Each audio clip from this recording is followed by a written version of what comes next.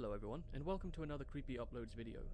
This is the second part of my series, which focuses around myths, curses, and cryptids rumoured to inhabit the English Isle. If you're new here, consider liking and subscribing. Today's episode is on Who Put Bella in the Wych Elm?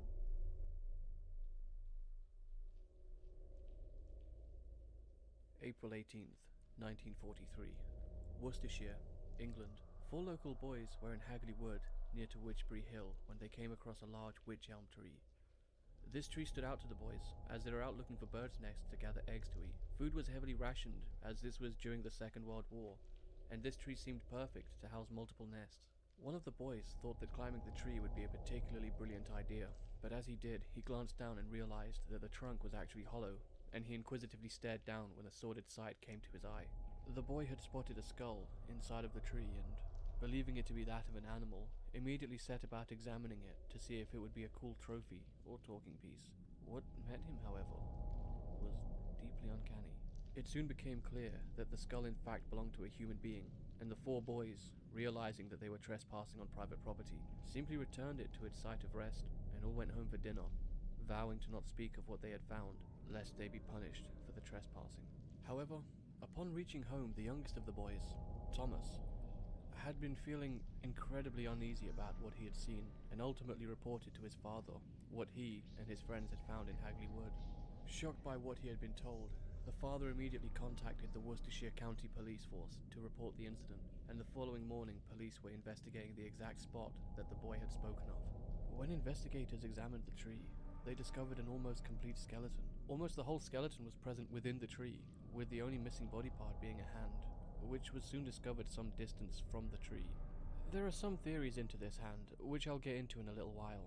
Along with the remains were clothing, including a single shoe which had almost rotten away, and a golden wedding ring. The remains were sent for further examination and potential identification at Birmingham University. This kind of forensic investigation was still in its infancy, and few details could be discovered other than her height at approximately 5 feet tall, her age at approximately 35 years old, the fact that she had given birth at least once, and a few dental clues pointing to her having irregular teeth in her lower jaw. First, it was determined that she had died approximately 18 months prior, meaning that she died around October 1941. It was also discovered that the woman must have been placed inside of the tree either alive or not long after, as it was reported that had rigor mortis set in, she would not have fit inside of the trunk of the tree in the way she was found. Despite a lack of evidence, it was determined that the cause of death was asphyxiation. This conclusion was drawn about due to there being a piece of fabric found in her jaw inside of her skull. As was previously mentioned, the skull had irregular teeth, which had given investigators hope, as such teeth often stand out among dental records. But after conducting an exhaustive search throughout the whole of England, the police turned up empty-handed. The woman must have visited a dentist in her life, as she had clearly had a tooth removed within a year of her death. One of the biggest problems with the cause of death is that some sources claim one of the boys had said that he had put the skull back into the elm, but before he did, he had placed a shred of clothing in it to make it easy to put onto a stick.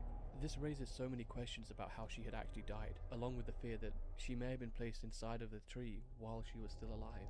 Since they couldn't identify her with all of this information, it was believed that either nobody had reported her missing, or that she was not local, as there was no missing persons reports that coincided with this case.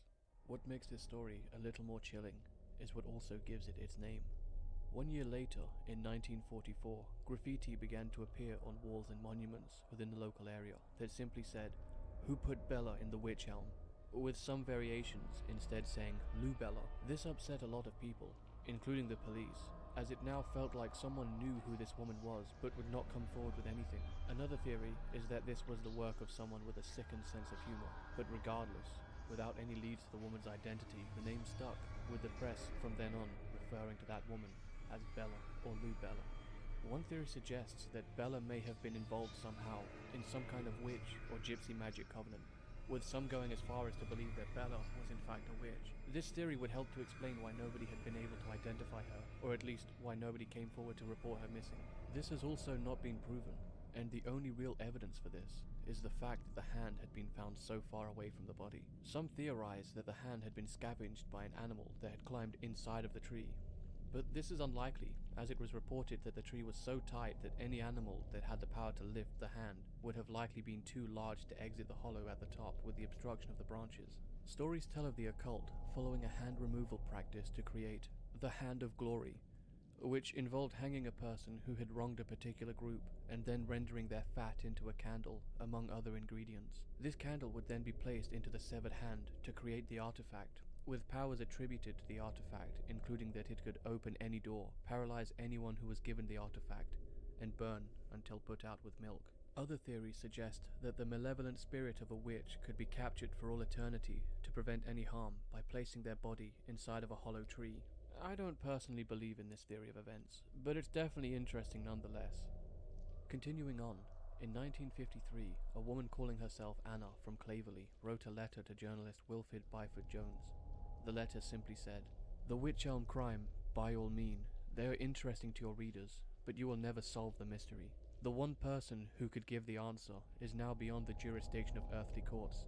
The affair is closed and involves no witches, black magic, or moonlight rites. Much as I hate having to use a nom de plume, I think you would appreciate if you knew me. The only clues I can give you are that the person responsible for the crime died insane in 1942, and the victim was Dutch and had arrived illegally in England about 1941. I have no wish to recall anymore." Years later, Wilfred spoke of the time that he had met Anna from Claverley in a pub on December 4th, 1953. Being as her identity had already become public knowledge some years previous, Wilfred gave interview, and it was confirmed that Anna from Claverley in fact was a woman called Una Mossop. Una Mossop said that Bella was a spy conducting reconnaissance of local munitions factories that could be targeted by the Luftwaffe. As mentioned prior, this was during the Second World War, and the government was prominent on keeping such information as tightly held as possible. The government had even created many posters you may know, including "Loose lips sink ships," "An enemy ear may be near, and careless talk costs lives." Some had even taken to calling the Germans Jerrys, which was also slang for a chamber pot. A popular joke at the time was to keep quiet in your bed at night in case there's a Jerry under your bed.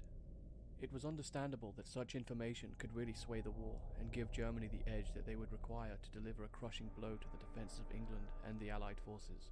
There are two versions of events that come from here, but I'll go over both of these and allow you to hear for yourself. Unfortunately, it is not possible to track down which story was reported in the press first, but the two stories remain preserved.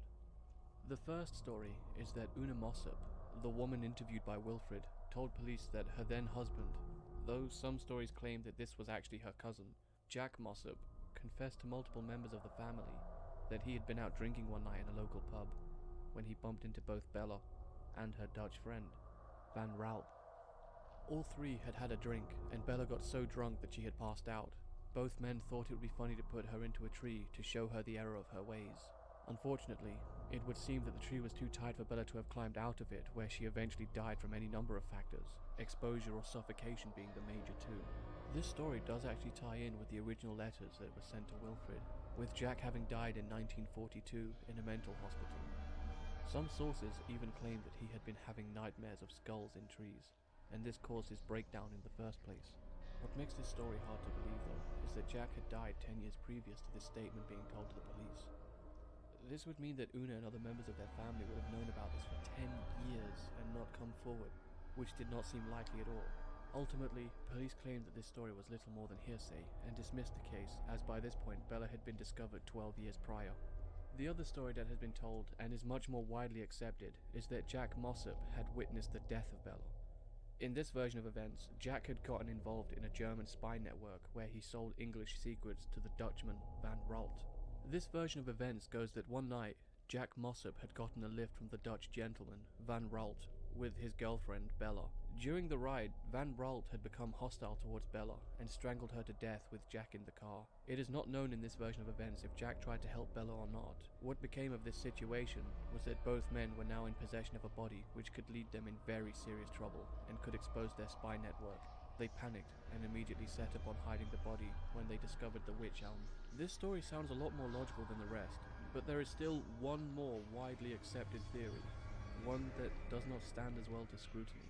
The last man who was executed in the Tower of London was Joseph Jacobs in 1941.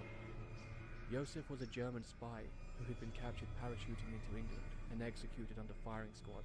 In Yosef's MI5 files, Yosef indicated that a German actress, Clara Bell, may have been sent to England soon, and internet sleuths have pointed out that Clara Bell could be Bella in the Wych Elm.